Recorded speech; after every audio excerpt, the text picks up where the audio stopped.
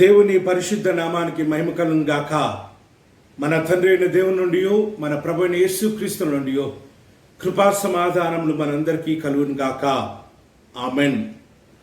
దేవుని ప్రియ పరిశుద్ధ సంగమా, ఈ ఉదయకాలము, ఈ ఆదివారపు దినమున మనమందరము కలిసి మరొకసారి మన జీవితంలో దేవుణ్ణి ఆరాధించడానికి, దేవుని పరిశుద్ధ నామాన్ని మహిమపరచడానికి దేవుడిచ్చిన గొప్ప భాగ్యాన్ని బట్టి మనమందరం కూడా దేవాది దేవునికి వందనాలు, స్తుతి, స్తోత్రము చెల్లించవలసి ఉంటున్నాం. పెంతెకోస్తు పండగ తర్వాత రెండవ ఆదివారము దక్షిణ ఇండియా క్రైస్తవ సంఘం యొక్క పంచాంగాన్ని బట్టి మనం ఆరాధించవలసిన అంశము creation groans for liberation. Creation groans for liberation అనే అంశాన్ని మనం ఆరాధిస్తూ ఉంటాం. Creation is groaning. సృష్టి మూలుగుచున్నది, విడుదల కొరకై మూలుగుచున్నది, విడుదల కోసం మూలుగుచున్నది. సృష్టి విడుదల కావాలని ప్రలాపిస్తున్నది అన్న అంశాన్ని ఈ ఉదయకాలము మనం ఆరాధిస్తూ ఉంటాం. ఈ దినం ప్రత్యేకంగా ఈ ఆదివారము పర్యావరణ ఆదివారంగా మనం సెలబ్రేట్ చేస్తూ మన పరిసర ప్రాంతాలలో మొక్కలు నాటడం, గ్రీనరీని అభివృద్ధి పరచడం, మన పార్సనేజ్, మన పారిష్, మన చర్చ్ ప్రెమిసెస్ గ్రీన్గా, వీలైనంత గ్రీన్గా ఉండడానికి మనం ప్రయత్నం చేస్తూ ఉంటాం. పర్యావరణ ఆదివారంగా ఈ యొక్క జూలై 2వ ఆదివారము సెలబ్రేట్ చేసుకోవడానికి కారణం ఏంటిదంటే 5వ తారీఖు వరల్డ్ ఎన్విరాన్మెంట్ డే, ప్రపంచ పర్యావరణ దినంగా ప్రపంచమంతా సెలబ్రేట్ చేసుకుంది. 1950 సంవత్సరం నుంచి పర్యావరణంలో జరుగుతున్న మార్పులను గమనించిన కొంతమంది శాస్త్రజ్ఞులు, కొంతమంది పర్యావరణ పట్ల ఆసక్తి ఉన్న ప్రముఖులు, విద్యావంతులు, పర్యావరణములో మార్పులు జరుగుతున్నవి, ఈ మార్పులు మానవ మనుగడకు చాలా ప్రమాదకరం అని భావించి పర్యావరణం గురించి ఒక అవేర్నెస్ తీసుకురావడానికి ప్రయత్నం చేశారు. వారి యొక్క పోరాటం 1950వ సంవత్సరం నుంచి జరిగిన పోరాటం ఫలితంగా 1974వ సంవత్సరంలో ఐక్యరాజ్య సమితి వారు జూన్ 5వ తారీఖును ప్రపంచ పర్యావరణ దినంగా మరి ఏర్పాటు చేసి ఆ దినం నుంచి పర్యావరణ పట్ల చాలా అవగాహన కల్పిస్తూ ఉంటున్నారు. స్కూల్స్లో చదువుతున్న విద్యార్థుల నుంచి, కాలేజ్ స్టూడెంట్స్ నుంచి, మరి పీజీ స్టూడెంట్స్, రీసెర్చ్ స్కాలర్స్, లే పీపుల్కి, సమాజంలో ఉన్న వారికి, పని చేసుకునే వారికి, ఈ రీతిగా రకరకాలుగా మరి అనేకమైన అవేర్నెస్ ప్రోగ్రామ్స్ని క్రియేట్ చేస్తూ పర్యావరణ పట్ల ప్రేమ, పర్యావరణాన్ని కాపాడే బాధ్యతను మరి క్రియేట్ చేస్తూ ఉంటున్నారు. ఈ దినాన్ని బట్టి దక్షిణ ఇండియా క్రైస్తవ సంఘం కూడా ఐక్యరాజ్య సమితి వారు ఏర్పాటు చేసిన దినాన్ని గౌరవించి దక్షిణ ఇండియా క్రైస్తవ సంఘంలో ఒక డిపార్ట్మెంట్ని ఏర్పాటు చేయడం జరిగింది. Ecological department, CSI ecological department. పర్యావరణం పట్ల ఆసక్తిని సంఘాలలో, సంఘ కాపరులకు, సంఘస్థులకు పర్యావరణం యొక్క ప్రాముఖ్యతను, పర్యావరణం యొక్క ఆసక్తిని, పర్యావరణంలో జరుగుతున్న మార్పులను గమనించి పర్యావరణ ప్రేమికులుగా, పర్యావరణాన్ని మరి ఫలించి అభివృద్ధి పరిచే ప్రక్రియలో భాగస్థులుగా ఉండడానికి మరి సిఎస్ఐ ఇకలాజికల్ డిపార్ట్మెంట్ని ఏర్పాటు చేసి ఆ యొక్క ఇకలాజికల్ డిపార్ట్మెంట్ ద్వారా దక్షిణ ఇండియా క్రైస్తవ సంఘానికి అనేక విధాలుగా పర్యావరణం పట్ల చాలా ఆసక్తిని, అవేర్నెస్ని మరి క్రియేట్ చేయడం జరిగింది.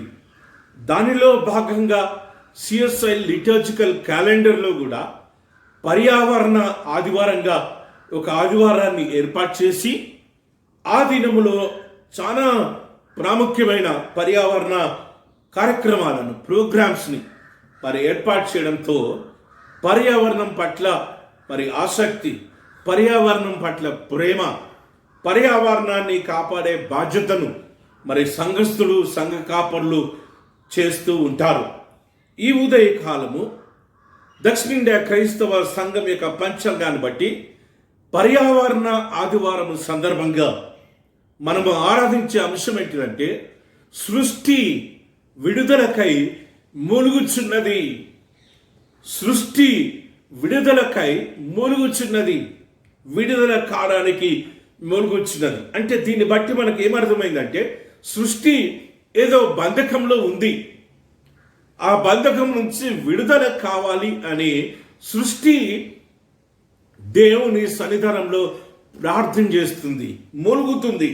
హృదయ అంతరంగంలో నుంచి, సృష్టి యొక్క అంతరంగాలలో నుంచి, ప్రకృతి యొక్క అంతరంగాలలో నుంచి, దేవుడు నిర్మించిన ఆ యొక్క పర్యావరణ అంతరంగంలో నుంచి సృష్టి ములుగుతుంది, దేవునికి మొరపెడుతుంది.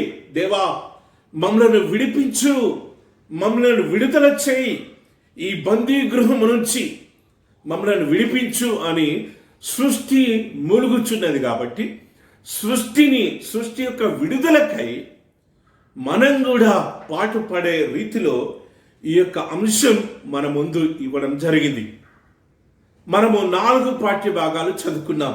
ముందుగా తెలియజేసిన ప్రకారం మొదటిది ఎజెకియేలు గ్రంథం 36వ అధ్యాయము 24వ వచనం నుంచి 36 వచనాలు, దావీదు మహారాజు రచించిన కీర్తనలు 29వ సంకీర్తన, అపోస్తలుడైన పౌలు రోమీలకు రాసిన పత్రిక 8వ అధ్యాయము 18వ వచనం నుంచి 25 వచనాల వరకు, చివరిగా యోహాను సువార్త 20వ అధ్యాయము 19వ వచనం నుంచి 23 వచనాలు మనం చదువుకున్నాం. ఈ పాఠ్య భాగాలు ఈ ఉదయకాలము ఈ అంశాన్ని ఆధారంగా చేసుకొని ఎన్విరాన్మెంటల్ పర్స్పెక్టివ్లో, ఇకాలజికల్ పర్స్పెక్టివ్లో, ఆ యొక్క పర్యావరణ డైమెన్షన్లో ఈ భాగాలలో మరి పర్యావరణం గురించి మానవ జాతికి, మానవుడికి ఏం చెప్తుంది, ఏమి వివరణ ఇస్తుంది, ఏం సందేశం ఇస్తుంది, ఏ రీతిగా ప్రకృతిని విడుదల చేయాలని ప్రకృతి మానవుడితో మాట్లాడుతుందో మనము ధ్యానం చేద్దాం. దేవుని ప్రియ పరిశుద్ధ సంగమ, పెరుగుతున్న వాతావరణ కాలుష్యాన్ని బట్టి మనందరికీ తెలుసు. మనందరికీ మరి నీటి కాలుష్యం గురించి, వాయు కాలుష్యం గురించి, మరి శబ్ద కాలుష్యం గురించి మనందరికీ తెలుసు. ఏ రీతిగా ఆయా కాలుష్యాల ద్వారా ఓజోన్లో ఉంటున్న పొరకి చిల్లు పడిందో, ఆ రంధ్రం కాలక్రమేణా ఏ రీతిగా మరి వెడల్పవుతుందో, దాని ద్వారా పర్యావరణంలో జరుగుతున్న మార్పులను, మానవ మనుగడకు ఏ రీతిగా ప్రమాదానికి గురి అవుతుందో, ప్రమాదకరంగా మారుతుందో మనందరము ఆయా సందర్భాలలో, పత్రికలలో, పుస్తకాలలో, కొన్ని రీసెర్చ్ ఎపిసోడ్స్లో మనము విన్నాం, మనందరికీ తెలుసు. వాటి మీద మనకు అవగాహన ఉంది. ఏ రీతిగా గ్లోబల్ వార్మింగ్, ప్రపంచమంతా మరి ప్రపంచ ఉష్ణోగ్రత ఏ రీతిగా సంవత్సరం పెరుగుతుందో, ఏ రీతిగా మరి ఆ వాతావరణం, ఏ రీతిగా ప్రకృతి మరి సంవత్సరం తన యొక్క ఉష్ణాన్ని పెరుగుతుందో మనం చూస్తూ ఉంటున్నాం. ఏ రీతిగా సముద్రంలో ఉంటున్న ఆ జలాలు సంవత్సరము సెంటీమీటర్, ఇంచు ఏ రీతిగా పెరుగుతూ వస్తుందో మనం చూస్తూ ఉంటున్నాం. అంటార్కిటికాలో ఉంటున్న ఆ యొక్క మంచు కొండలు ఏ రీతిగా కరుగుతున్నాయో, హిమాలయ కొండలు ఏ రీతిగా ఉష్ణోగ్రతకు కరిగిపోతున్నాయో మనం ఇవన్నీ చూస్తూ ఉంటున్నాం. వీటన్నిటి ద్వారా మానవుడి యొక్క మనుగడకు ప్రమాదకరంగా మారిపోవడం మాత్రమే కాకుండా సృష్టి యొక్క మనుగడకు కూడా, పర్యావరణం యొక్క మనుగడకు కూడా, మనతో పాటు నివసిస్తున్న జంతువులకు, జలరాశులకు, పక్షులకు, చెట్లకు ఏ రీతిగా ప్రమాదకరంగా మారిపోయిందో మనము చదువుకుంటూ ఉంటున్నాం, మనం వింటూ ఉంటున్నాం. ఈ ఉదయకాలము వాక్యం వినే మనకు పర్యావరణ పట్ల సరైన అవగాహన కలగడానికి, పర్యావరణాన్ని ప్రేమించే ప్రేమికులుగా మనము మారిపోవడానికి, రూపాంతరపరచబడ్డానికి, ఏ కాలుష్యాల ద్వారా, ఏ విపత్తుల ద్వారా బందీలై ఉన్న ప్రకృతిని, పర్యావరణాన్ని మనము జీవించే ప్రాంతంలో విడిపించే వారిగా, విడుదల చేసేవారిగా, లిబరేట్ చేసేవారిగా మనం ఉండడానికే ఈ ఉదయకాలము, ఈ పర్యావరణ ఆదివారం సందర్భంగా సృష్టిని గురించి, సృష్టి ఏ రీతిగా ములుగుతుందో, సృష్టి ఏ రీతిగా విడుదలకై కాంక్షిస్తుందో మనము నేర్చుకోబోతున్నాం. మనం చదువుకున్న వాక్యాన్ని మనము ధ్యానం చేద్దాం. మొదటిగా అపోస్తలుడైన పౌలు రోమీయులకు రాసిన పత్రిక 8వ అధ్యాయము 18వ వచనం నుంచి 25వ వచనాల వరకు మనం ధ్యానం చేద్దాం. ఇదివరకు మీకు అనేక సార్లు తెలియజేసినట్టుగా రోమా పట్టణం ప్రపంచ పట్టణంగా, రోమా పరిపాలనలో ప్రపంచ పట్టణంగా మారిపోయింది. నిరంకుశ రోమా పరిపాలనలో ప్రపంచానికే పట్టణంగా రోమా పట్టణాన్ని తయారు చేశారు. రోమా పట్టణం 7 కొండల మీద నిర్మించబడింది. ఇటలీ దేశంలో ఒక రోజు కాదు, 2 రోజులు కాదు, 1 సంవత్సరం కాదు, 2 సంవత్సరాలు కాదు, 500 సంవత్సరాలు రోమా పట్టణాన్ని నిర్మించడం జరిగింది. 753 BCలో జూలియస్ అనే చక్రవర్తి ఈ పట్టణాన్ని నిర్మించడం జరిగింది. ప్రపంచ పట్టణం కాబట్టి ఈ పట్టణం నుంచి అన్ని దేశాలకు రహదారులు వేయడం జరిగింది. ప్రాముఖ్యమైన రహదారులు, ప్రధానమైన రహదారులను ఈ పట్టణం నుంచి అన్ని దేశాలకు, అన్ని ప్రాముఖ్యమైన పట్టణాలకు, అనేకమైన గ్రామాల గుండా వెళ్ళే పెద్ద పెద్ద రహదారులను వేయడం జరిగింది.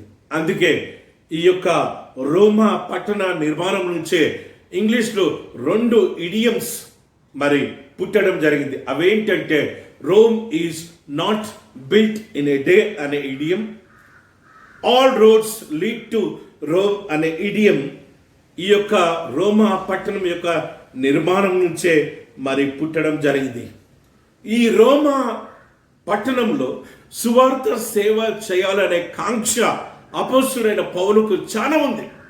ఎందుకు అంటే ప్రపంచ పట్టణం, ఇక్కడ గనక సువార్త విత్తనాన్ని వేస్తే అనేకమైన ప్రాంతాలకి, అనేకమైన దేశాలకి, అనేకమైన పట్టణాలకు ఒక వెలుగును వెదజల్లుతుంది అన్న ఉద్దేశం అపోస్తలుడైన పౌలుకి ఉండే.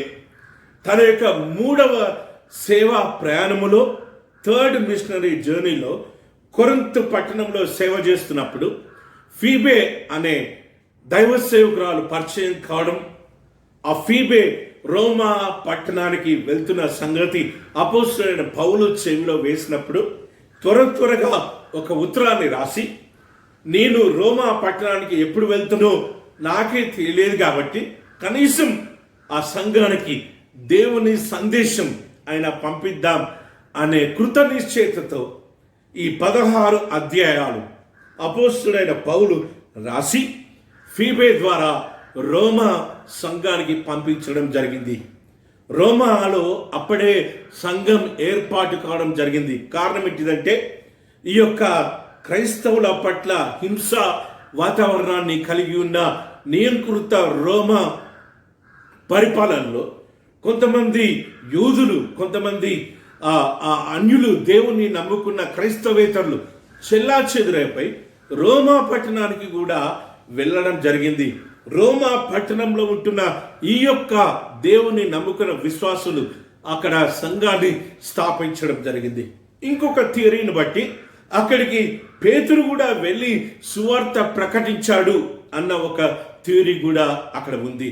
మెట్టుకు అక్కడ క్రైస్తవ సంఘం స్థాపించబడ్డం ద్వారా ఫీబే అక్కడికి వెళ్ళి అపోస్తుడైన పౌలు వారికి ఇచ్చిన ఉత్తరాన్ని వారికి ఇచ్చినప్పుడు ఆ పెద్దలు, సంఘం యొక్క పెద్దలు ఆ ఉత్తరాన్ని చదవడం జరిగింది. 16 అధ్యాయాలు కలిగిన ఈ యొక్క రోమా పత్రిక 5 భాగాలుగా మనం చూడొచ్చు. మొదటిది పాపం గురించి, రెండోది పశ్చాత్తాపం గురించి, దేవుని ఉగ్రత గురించి, మూడోది పరిశుద్ధ జీవితం గురించి, 4వ భాగం సువార్త యూదుల నుంచి క్రైస్తవేతరులకు, అన్యులైన మీకు, గ్రీసు దేశస్తులకు, రోమా సామ్రాజ్యానికి, రోమా పట్టణంలో ఉన్న మీ చేతిలోకి వచ్చింది. కాబట్టి ఇప్పుడు మీరు ఈ సువార్తను ముందుకు తీసుకెళ్లే బాధ్యత, భారం మీది అని 4వ భాగంలో బోధిస్తూ 5వ భాగంలో మానవుడి ఎడల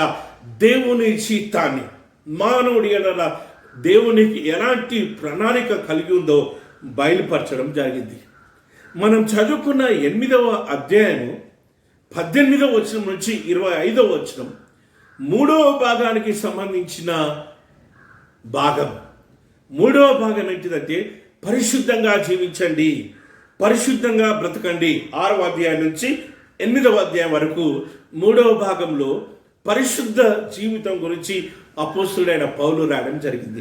మనం చదువుకున్న ఈ భాగంలో 18వ వచనం నుంచి మనము 20 వచనాల వరకు చూసినట్లయితే దేవుని యొక్క మహిమను గురించి, దేవుని యొక్క రాకడ గురించి, దేవుడు మహిమ పొందే దినం గురించి అపోస్తుడైన పౌలు కాంక్షిస్తున్నట్టుగా అక్కడ రాస్తూ ఉంటున్నాడు. ఈ లోక శ్రమలను మీరు లెక్క చేయకండి, దేవుడు మహిమపరిచే దినమందు ఈ శ్రమలు దేనికి పనికిరావు.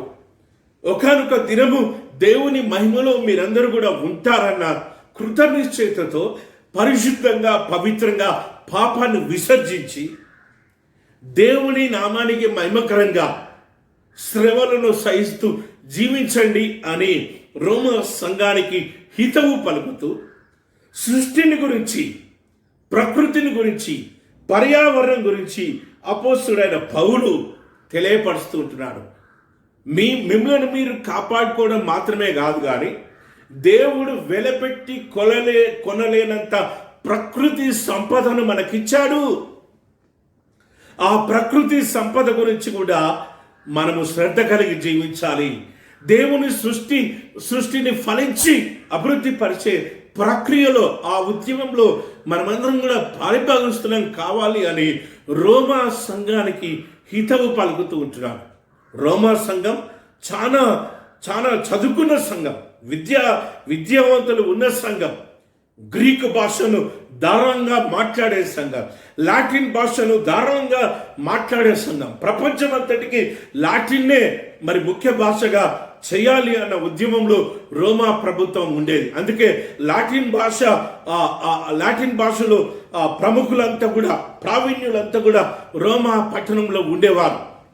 అలాంటి వారికి అపోస్తుడైన పౌలు పర్యావరణం గురించి హెచ్చరిస్తూ ఉంటున్నారు. 20వ వచనం నుంచి మనం చదువుకుందాం. 20వ వచనంలో మనం చూద్దాం. సృష్టి యావత్తు ఇదివరకే ఏకగ్రీవంగా ములుగుచ్చు. 20వ వచనం. ఏలైనగా సృష్టి నాశనమునకు లోనైన దాస్యముల నుండి విడిపింపబడి దేవుని పిల్లలు పొందబో మహిమగల స్వతంత్రమును పొందుదునన్న నిరీక్షణ గలదై స్వేచ్ఛగా కాక దానిని లోపర్చిన వాని మూలంగా వ్యర్థపరచబడెను. సృష్టి కూడా, మానవుడు ఏ రీతిగానైతే రెండో రాకడ కోసం ఎదురు చూస్తున్నాడు, మానవుడు ఏ రీతిగానైతే రెండో రాకడలో మహిమపరచబడాలని ఆశపడుతున్నాడు, సృష్టి కూడా ఆ రీతిగా ఎదురు చూస్తుంది అన్నట్టుగా అపోస్తుడైన పౌలు రాస్తుంటున్నాడు. సృష్టి నాశనానికి లోనై దాస్యంలో నుండి విడిపించబడి, ఏ రీతిగానైతే సృష్టి నాశనానికి గురి అవుతుందో, మానవుడి యొక్క మరి అతి ఆశ జీవితాన్ని బట్టి, అతి ఆశ జీవన విధానాన్ని బట్టి ఏ రీతిగా సృష్టి సంపద, పర్యావరణ ఏ రీతిగా మరి ఇవన్నీ నాశనానికి గురి అవుతున్నాయో అపోస్తుడైన పౌలు ఆ ఉత్తరంలో రాస్తూ పర్యావరణ కాలుష్యం, నీటి కాలుష్యం, ధ్వని కాలుష్యం, వాయు కాలుష్యాన్ని మనం చూసాం, మనం నేర్చుకున్నాం. ప్లాస్టిక్ వినియోగం ద్వారా ఏ రీతిగా భూమి యొక్క ఫర్టిలిటీకి, భూమి సేద్యాన్నిచ్చే గుణాన్ని ఏ రీతిగా కోల్పోతుందో ఇవన్నీ మనము ఆయా ఇంటర్వ్యూస్లో, ఆయా పత్రికలలో, ఆయా బుక్స్లో, ఆయా రీసెర్చెస్లో మనము తెలుసుకున్న సత్యాలు మనందరికీ తెలుసు. ప్లాస్టిక్ వాడకాన్ని బట్టి భూమి ఏ రీతిగా కలుషితం అయిపోతుందో, భూమి తన గుణాన్ని ఏ రీతిగా మారిపోయిందో, భూమి ఏ రీతిగా నాశనానికి గురి అవుతుందో, సముద్రములో ఏ రీతిగా మరి ఐలాండ్స్ ఆఫ్ ప్లాస్టిక్ గుట్టలు ఏ రీతిగా ఏర్పడుతున్నాయో మనము టీవీలలో, పత్రికలలో చూస్తూనే ఉంటున్నాం. అపోస్తలుడైన పౌలు రాస్తున్న సృష్టి నాశనానికి గురి అయి దాస్యంలో నుండి విడిపింపబడి దేవుని పిల్లలు పొందుబో మహిమ గల స్వతంత్రమును పొందుతున్న నిరీక్షణ గలదై సృష్టి కూడా మరి నిరీక్షణలో జీవిస్తున్నట్టుగా అపోస్తలుడైన పౌలు రాస్తుంటున్నాడు. సృష్టి కూడా విడుదల పొందాలి. ఈ మానవుడి యొక్క దురాక్రమము నుంచి, మానవుడి యొక్క మరి విచ్చలవిడి తనము నుంచి, మానవుడి హస్తగతంలో నుంచి దేవా నన్ను విడిపించు అని సృష్టి ఏ రీతిగా ములుగుతుందో అక్కడ అపోస్తలుడైన పౌలు వివరిస్తూ ఉంటున్నాడు. సృష్టి ఏ రీతిగా లిబరేట్ కావాలని, మానవుడి యొక్క హస్తగతంలో నుంచి సృష్టి ఏ రీతిగా లిబరేట్ కావాలని నిరీక్షణ గలదై వేచి చూస్తుందో అపోస్తలుడైన పౌలు రోమా సంఘానికి రాస్తూ ఉంటున్నాడు. సృష్టిని కాపాడు, సృష్టిని భద్రపరచు అని అపోస్తలుడైన పౌలు తెలియజేశాడు. సృష్టి యావత్తు ఇదివరకు ఏకగ్రీవంగా ములుగుచు ప్రసవ వేదన పడుచున్నదని ఎరుగుదుము. ప్రసవ వేదన పడుచున్నది.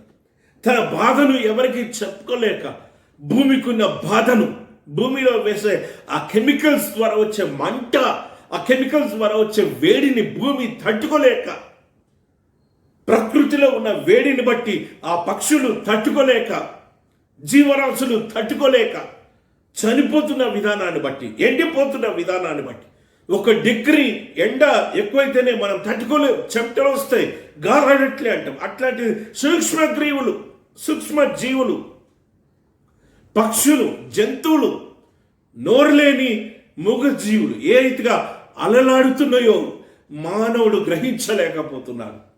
అందుకే అందరు బట్టే అపోస్తలుడైన పౌలు రాస్తాడు, సృష్టి ప్రసవ వేదన పడుచున్నది. సృష్టిని ప్రేమించండి, సృష్టి కన్నీరును ఎరగండి, సృష్టిని భద్రపరచండి, సృష్టిని కాపాడండి అని అపోస్తలుడైన పౌలు రోమా పత్రికలో వర్ణన ఇస్తున్నట్టుగా మనం చూస్తూ ఉంటున్నాం. 2వ భాగానికి మనం వెళ్దాం. ఎజెకియేలు గ్రంథం 36వ అధ్యాయము 24 నుంచి 36 వచనాల వరకు మనం చదువుకున్నాం. ఈ భాగాన్ని కూడా పెంతెకోస్తు పండగ దినమున మనము ధ్యానం చేశాం. ఇంకొంచెం లోతుగా పర్యావరణ దృక్పథంలో ఈ భాగాన్ని మనం చూడడానికి ప్రయత్నం చేద్దాం. ఈ భాగం ఏ రీతిగా మనతో మాట్లాడుతుందో మనం చూద్దాం. ఈ భాగంలో మనం చూడవలసిన సత్యం ఏంటిదంటే, ప్రకృతి యొక్క విమోచనకై చేయబడిన ప్రవచనము. ప్రకృతి విమర్శించబడుతుంది, అధైర్య పడకండి, ఇప్పుడున్న పరిస్థితిలోనే ప్రకృతి ఉండదు, ప్రకృతి విమర్శించబడుతుంది అని ఎజెకియేలు ద్వారా ఇశ్రాయేలీయులకు ఇవ్వబడిన ప్రవచనాన్ని ఈ భాగంలో మనం చూద్దాం. ఎజెకియేలు గ్రంథంలో చాలా దర్శనాలు, చాలా ప్రవచనాలు ఉన్న సత్యం మనందరికీ తెలుసు. గత కాలంలో మనం ధ్యానం చేసినట్టుగా ఈ గ్రంథం ఇశ్రాయేలీయులు బబులోను చెరలో ఉన్నప్పుడు రాయబడిన పుస్తకం.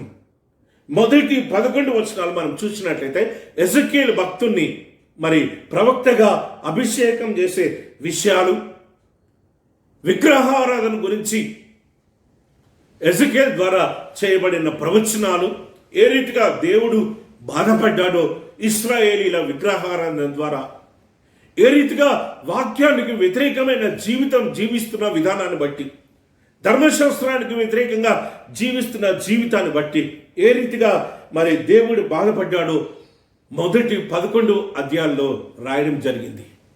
ఏ రీతిగా దేవుని మందసము నుంచి దేవుని ప్రసన్నత మరి వెళ్ళిపోతుందో ఆ దర్శనాన్ని చూసిన ఎజెకియేలు యొక్క వర్ణన మొదటి 11 అధ్యాయాల్లో మనం చూసాం. యెహెజ్కేలు ప్రవక్తను ఎవరు కూడా మన్నన చేయకపోవడం మన్నన చేయకపోవడం, యెహెజ్కేలు ప్రవచనాన్ని ఎవరు వినకపోయే విధానాన్ని మొదటి 11 అధ్యాయాల్లో మనం చూసాం. 12వ అధ్యాయం నుంచి 24వ అధ్యాయం వరకు ఇశ్రాయేలు మీద దేవుడు చేసిన వ్యాజ్యాన్ని మనం చూస్తుంటున్నాం. 25వ అధ్యాయం నుంచి 32 అధ్యాయాల వరకు అన్య దేశాల మీద, పొరుగు దేశాల మీద దేవుడు చేస్తున్న వ్యాజ్యాన్ని మనం చూస్తున్నాం. ఐగుప్తు దేశం మీద, తూరు దేశం మీద, ఈ రీతిగా ఇశ్రాయేలు మీద దండయాత్ర చేయడానికి వచ్చిన అన్య దేశాల మీద దేవుడు చేసిన వ్యాజ్యాన్ని, తీర్పును మనం అక్కడ చూస్తూ ఉంటున్నాం. 33వ అధ్యాయంలో యెరూషలేము పట్టణం మీద దేవుడు చేస్తున్న వ్యాజ్యాన్ని మనం చూస్తూ ఉంటున్నాం. 34 నుంచి 37 అధ్యాయంలో మనం ఏం చూస్తున్నామంటే నిరీక్షణ చూస్తున్నాం. దేవుడు తిరిగి యెరూషలేము పట్టణాన్ని, ఇశ్రాయేలు దేశాన్ని నిర్మిస్తాడు. తిరిగి మిమ్మలను యెరూషలేము దేశానికి, ఇశ్రాయేలు దేశానికి నడిపిస్తాడు అన్న నిరీక్షణతో కూడిన ప్రవచనాలను మనం అక్కడ చూస్తూ ఉంటున్నాం. 40వ అధ్యాయం నుంచి 48వ అధ్యాయం వరకు ఏ రీతిగా మందిరము తిరిగి నిర్మించబడుతుందో, ఏ రీతిగా దేవుని ప్రసన్నత తిరిగి దేవాలయం మీదకి వస్తుందో ఆ దర్శనం యొక్క వర్ణన వివరాలను యెహెజ్కేలు భక్తుడు అక్కడ ఇవ్వడం జరిగింది. ఈ ఉదయకాలం మనం చదువుకున్న 36వ అధ్యాయము దేవుడు ఇచ్చిన నిరీక్షణకు సంబంధించిన భాగం. ఇశ్రాయేలీలకు ఇచ్చిన నిరీక్షణలో ఒక అధ్యాయాన్ని, ఒక భాగాన్ని మనం చదువుకున్నాం. ఏంటిది ఆ నిరీక్షణ? ఏం మాట్లాడుతున్నాడు దేవుడు ఈ భాగంలో మనం చూసినట్లయితే 36వ అధ్యాయంలో 24 నుంచి 36 వచనాలు మనం చదువుకున్నాం.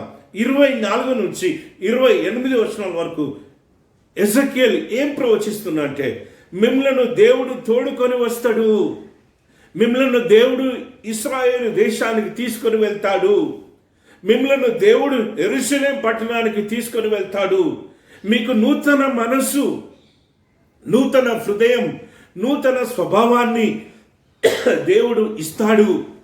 మీ పాత జీవితం కొట్టివేయబడుతుంది. మనస్సు మార్చుకొని మీరు జీవించినట్లయితే దేవుడు మీ రాతి గుండెను తీసివేసి మాంసపు గుండెను దేవుడు మీకు ఇవ్వాలి అని ఆశపడుతున్నాడు. మిమ్మల్ని శుద్ధి చేయాలని దేవుడు ఆశపడుతున్నాడనే నిరీక్షణకు సంబంధించిన భాగాన్ని మనం చూస్తూ ఉంటున్నాం. 29వ వచనం నుంచి 36 వచనాల వరకు మనం కొంచెం ధ్యానం చేద్దాం. 29వ వచనం, మీ సకలమైన అపవిత్రతను పోగొట్టి నేను మిమ్మల్ని రక్షించును, మీకు కరువు రానియక ధాన్యమునకు ఆజ్ఞ ఇచ్చి అభివృద్ధి పడుతును.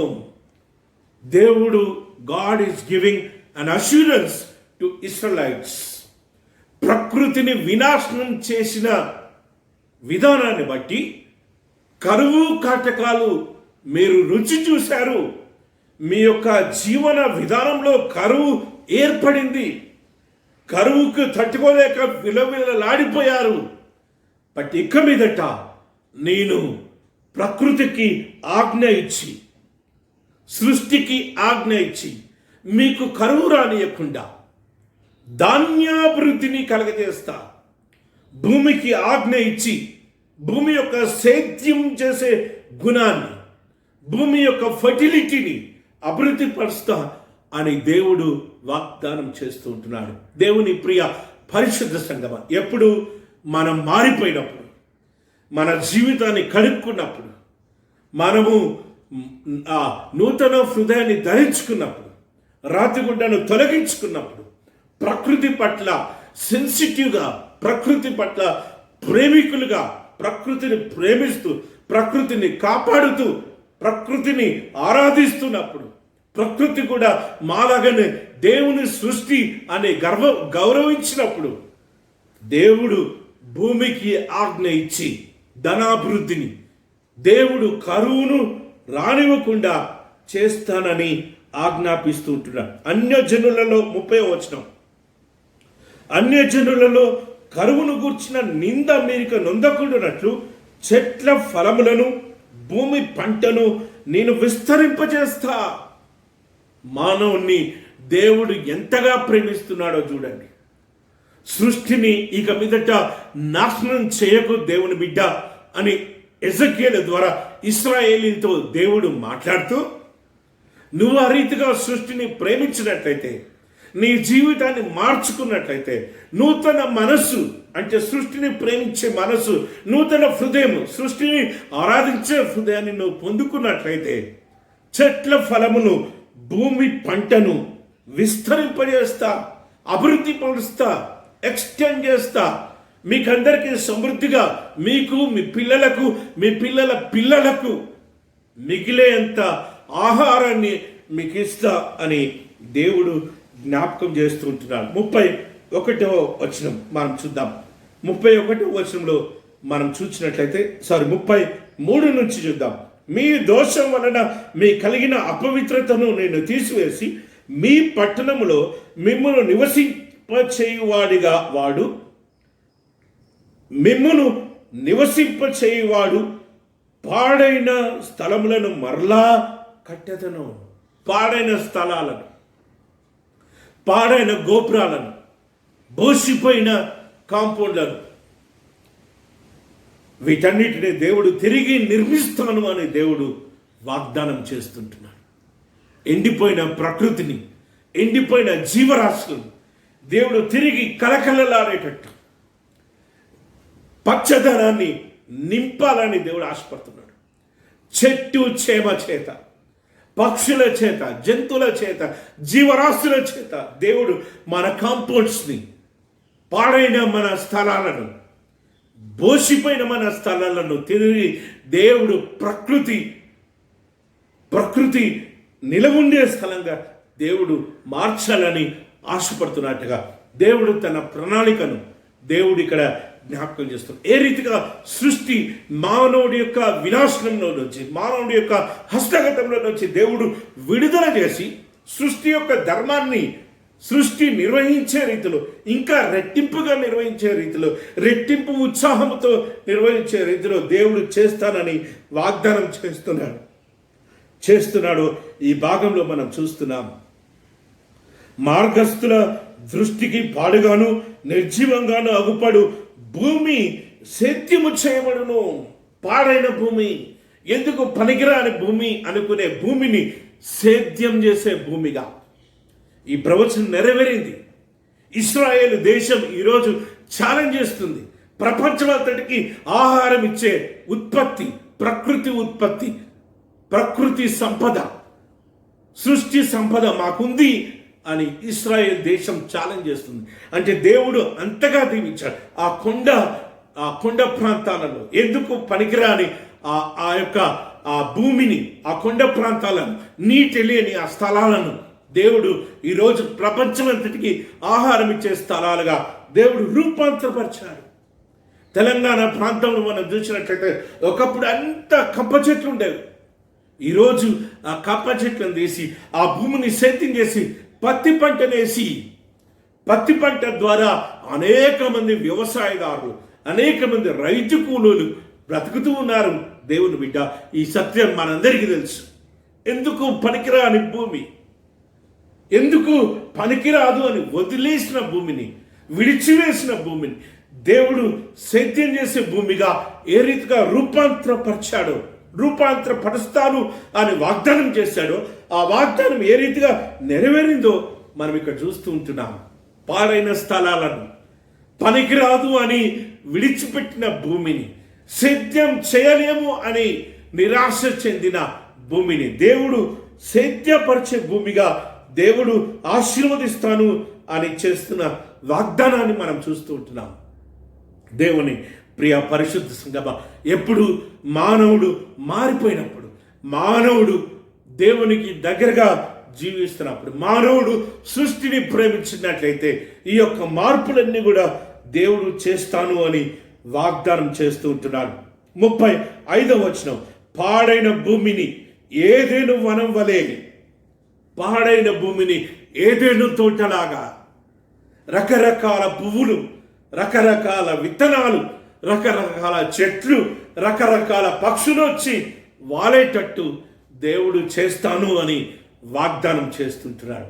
ఈ యొక్క కరోనా విపత్తులు, ఈ కరోనా యొక్క విస్తరిస్తున్న ఈ దినాలలో, లాక్డౌన్ దినాలలో భూమి స్వస్థపరచబడుతుంది అన్న సందేశాన్ని మనం వింటూ ఉన్నాం టీవీలలో, పత్రికలలో.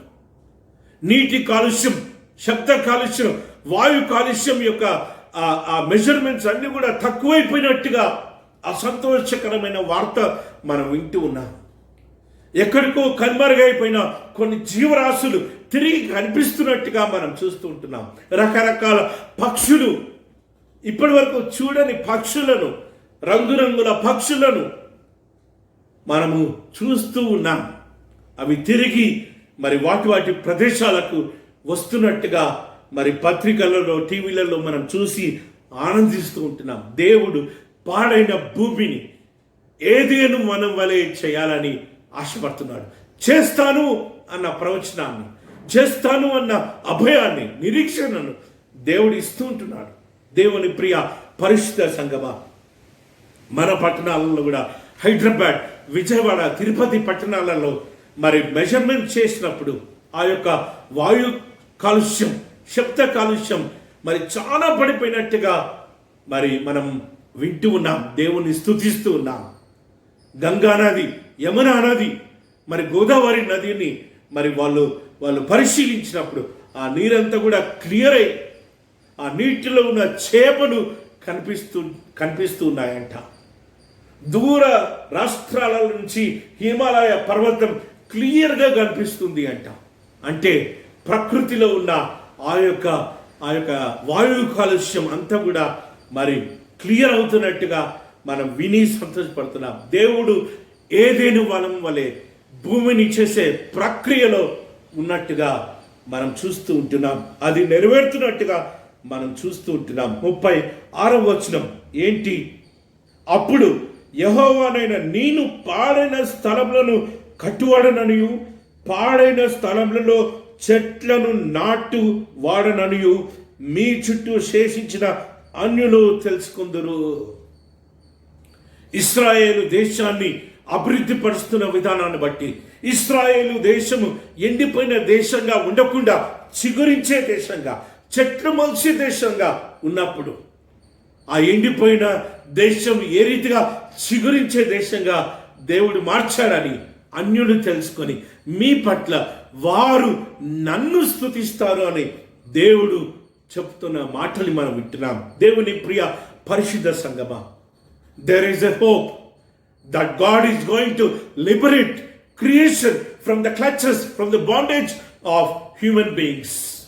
మానవుడి యొక్క హస్తగతంలో నుంచి, మానవుడి యొక్క చేతిలో నుంచి దేవుడు సృష్టిని విడుదల చేయాలి అని ఆశపడుతున్నట్టుగా ఆ నిరీక్షణాస్పదమైన ప్రవచనాన్ని మనం ఇక్కడ చూస్తుంటున్నాం. దేవుని ప్రియ పరిశుద్ధ సంగమా, ఈ యొక్క వాక్యాన్ని గ్రహించే వారిగా మనం ఉండాలి. 3వ భాగంలోకి వెళ్దాం. దావీదు మహారాజు రచించిన కీర్తనలు 29వ భాగంలో మనం చూద్దాం. దైవపుత్రులారా యెహోవాకు ఆరోపించుడి, ప్రభావ మహాత్యములను యెహోవాకు ఆరోపించుడి, యెహోవా నామముకు చెందవలసిన ప్రభావము ఆయనకు ఆరోపించుడి, ప్రతిష్టమగు ఆభరణములు ధరించుకొని ఆయన ఎదుట సాగిలపడుడి. దేవుని స్తుతించండి, దేవుని ఘనపరచండి, దేవుని మహిమపరచండి. ఈ విపత్తు కాలంలో, సృష్టి వినాశనానికి గురి అవుతున్న ఈ కాలంలో, సృష్టి తన ధర్మాన్ని నిర్వహించని ఈ కాలంలో, భూమి కావలసినంత పంటను ఇయ్యని ఈ కాలంలో, కరువులు కాటకాలను చూస్తున్న ఈ కాలంలో దేవుని తట్టు తిరుగు, దేవుని స్తుతించు, దేవుని ఘనపరచు, దేవుని మహిమపరచు, ఆయనకు ఇవ్వాల్సిన ఘనత మహిమ ప్రభావాలను చెల్లించు అని దావీదు మనల్ని హెచ్చరిస్తున్న భాగాన్ని మనం చూస్తూ ఉంటున్నాం. ఏ రీతిగా దేవుడు మరి సృష్టిని రూపాంతరపరిచి, సృష్టిని మానవ హస్తగతంలో నుంచి మరి విడుదల చేయాలని ఆశపడుతున్నాడో మనం వింటూ ఉన్నాం. ఈ భాగంలో మనం చూసినట్లయితే ఏ రీతిగా సృష్టి దేవునికి లోబడి ఉందో, ఏ రీతిగా సృష్టి దేవుని స్వరం వింటుందో, ఏ రీతిగా సృష్టి దేవుని మాట వింటుందో ఈ భాగంలో మనం చూస్తున్నాం. సృష్టి దేవుని మాట వింటుంది, అరణ్యము దేవుని మాట వింటుంది, దేవదారు వృక్షాలు దేవుని మాట వింటున్నాయి. దేవుని స్వరానికి దేవదార వృక్షం ముక్కలు ముక్కలవుతుందంట.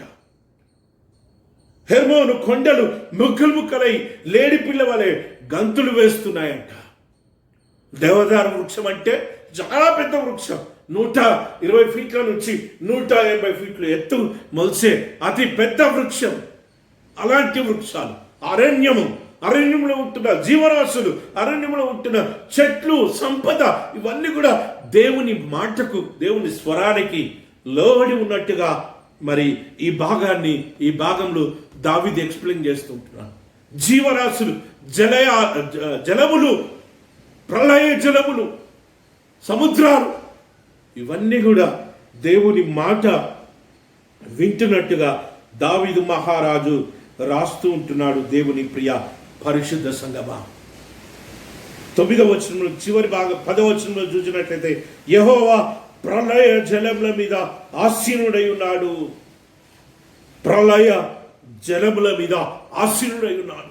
సముద్ర జలాల మీద ఆసీనుడై ఉన్నాడు. ఆయన సింహాసనాన్ని వేసుకొని ఆ సింహాసనం మీద యెహోవా కూర్చొని ఉన్నాడు అని దావీదు మహారాజు రాస్తుంటున్నాడు.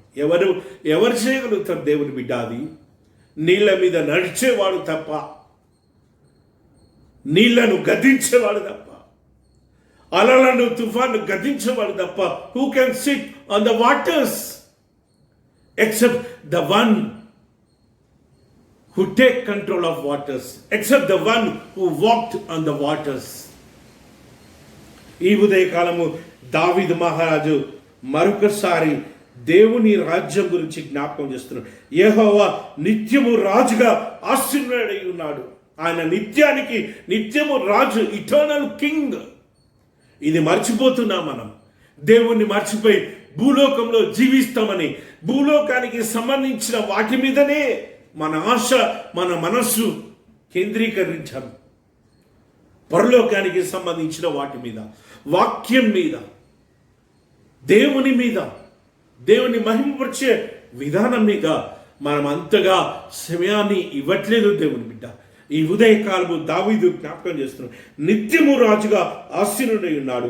యెహోవా తన ప్రజలకు బలము అనుగ్రహించును. యెహోవా తన ప్రజలకు సమాధానము కలుగజేసి వారిని ఆశీర్వదించును. దేవుడు బలాన్నిచ్చే దేవుడు. ఈ యొక్క ప్రకృతిని కాపాడే విధానంలో దేవుడు బలము, శక్తిని అనుగ్రహించేవాడు.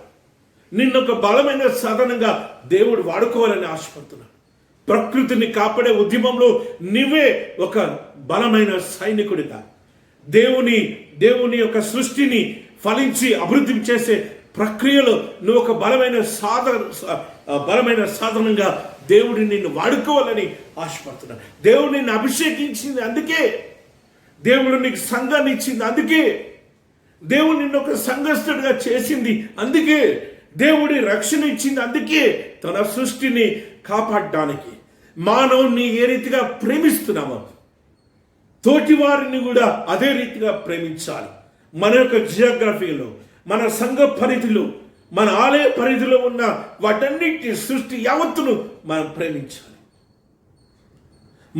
మన సంఘ పరిధిలో, మన యొక్క పారిష్ జియోగ్రఫీలో, మన ఇంటి చుట్టూ, మన యొక్క ఆధీనంలో ఉంటున్న ప్రకృతిని అంతా, చెట్లను, చేమలను, జీవరాశులను ప్రేమించేవారిగా, కాపాడేవాటిగా, వాటికి ఆహారం ఇచ్చేవారిగా మనం ఉండాలని దేవుడు ఆశపడుతున్నాడు. తన ప్రజలకు బలము అనుగ్రహించి, తన ప్రజలకు సమాధానము కలగజేసి వారిని ఆశీర్వదించను.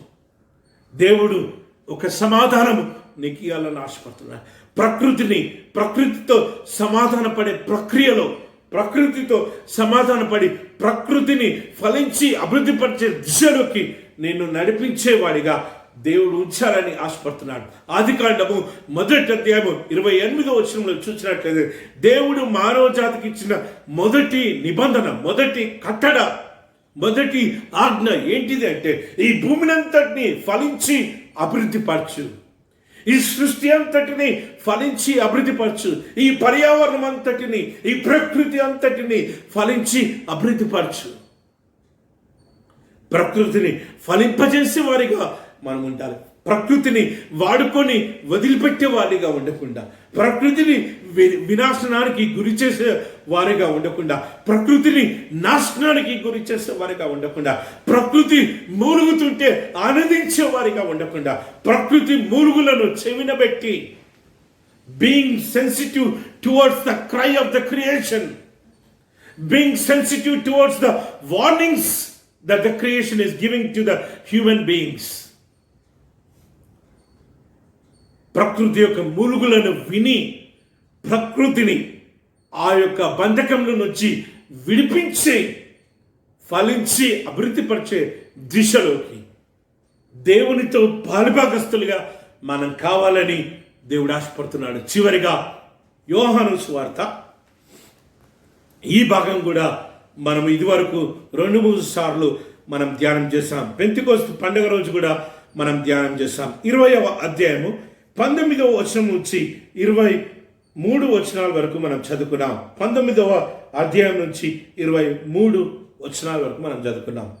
20వ అధ్యాయము 19వ వచనం నుంచి. ఆదివారం సాయంకాలం శిష్యులు యూదులకు భయపడి తాము కూడి ఉన్న ఇంటి తలుపులు మూసుకొని ఉండగా యేసు వచ్చి వారి మధ్య నిలిచి మీకు సమాధానం కలుగునుగా కానీ వారితో చెప్పాను.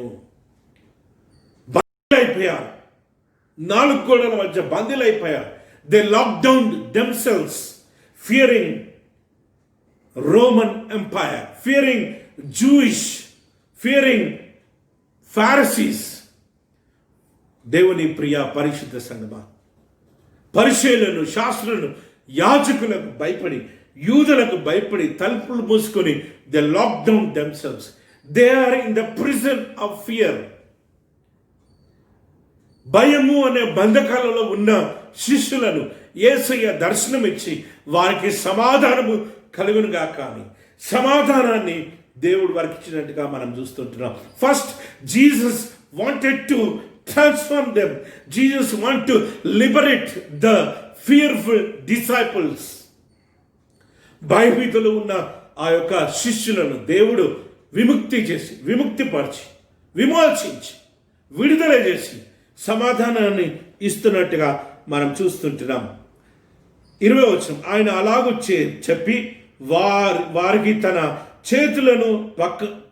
చేతులను ప్రక్కను చూపగా శిష్యులు ప్రభువును చూచి సంతోషించి అప్పుడు యేసు మరలా మీకు సమాధానం కలుగుగాక, తండ్రి నన్ను పంపిన ప్రకారము నేను మిమ్మును పంపుచున్నానని వారితో చెప్పాను. దేవుడు వారిని పంపిస్తున్నట్టుగా, వారి మీదికి పరిశుద్ధాత్మను ఊదుతున్నట్టుగా మనం చూస్తుంటున్నాం. God want to empower them with his spirit. పరిశుద్ధాత్మతో దేవుడు ఆ పరిశుద్ధాత్మ శక్తితో భయభీతులు అనే బంధకంలో ఉన్న శిష్యులను ఎంపవర్ చేస్తున్నట్టుగా మనం చూస్తుంటాం. ఎందుకు? రేపటి దినము జరగబోయే ఉద్యమంలో పాలిభాగస్తులు కావడానికి, రేపటి దినంలో జరగబోయే పరిచర్యకు పాలిభాగస్తులు కావడానికి. ఏంటిది ఆ పరిచర్య? సర్వసృష్టికి వెళ్ళి సువార్తను ప్రకటించే పరిచర్య. మార్కు సువార్త 16వ అధ్యాయం చివరి భాగంలో చూస్తాం. సర్వ సృష్టికి వెళ్ళి సువార్తను ప్రకటించే పరిచర్య. సర్వ సృష్టికి వెళ్ళి, సర్వ సృష్టి, not only to human beings. Kindly note this point my dear brothers and sisters. ఈ పాయింట్ని నోట్ చేసుకోవాలి. Good news, taking good news to entire creation. సర్వ సృష్టికి సువార్తను ప్రకటించే సాధనాలుగా దేవుడు వారిని శక్తివంతులుగా చేసినట్టుగా, పరిశుద్ధాత్మని కుమరించి వారిని విమోచించినట్టుగా మనం చూస్తుంటున్నాం. సర్వ సృష్టికి సువార్తను తీసుకెళ్లే వారిగా, ఓ సంఘ కాపరిగా, ఓ కమిటీ మెంబర్గా, ఓ సంఘస్థుడిగా మన బాధ్యత ఏంటిదంటే సృష్టికి సువార్తను ప్రకటించడం. ఏంటిది ఆ సువార్త? ఏంటిది ఆ మంచి వార్త? ఏంటిది ఆ మంచి వార్త అంటే సృష్టి ఉన్న బంధకంలో నుంచి సృష్టిని విడిపించడమే ఆ మంచి వార్త. మొలుగుచున్న సృష్టిని, కన్నీరు కారుస్తున్న సృష్టి ఆనంద బాష్పాలు కార్చే రీతిలో, దేవుణ్ణి మహిమపరిచే రీతిలో, మనతో పాటు దేవుణ్ణి స్తుతించే రీతిలో మనం ఏ రీతిగా దేవుని ఎడల ఆనందిస్తున్నామో, ఏ రీతిగా సృష్టి సంపద పట్ల మనము సృష్టి సంపదను వినియోగించుకుంటూ వాడుకుంటూ ఆనందిస్తున్నామో, అదే రీతిగా సృష్టి కూడా మానవుడు చేసే మేలుల్ని ఆనందిస్తూ వాడుకుంటూ సృష్టి కూడా ఆనందించే దిశగా మనము నడిపించే వారిగా ఉండాలి అని దేవుడు ఆశపడుతుంటున్నాడు.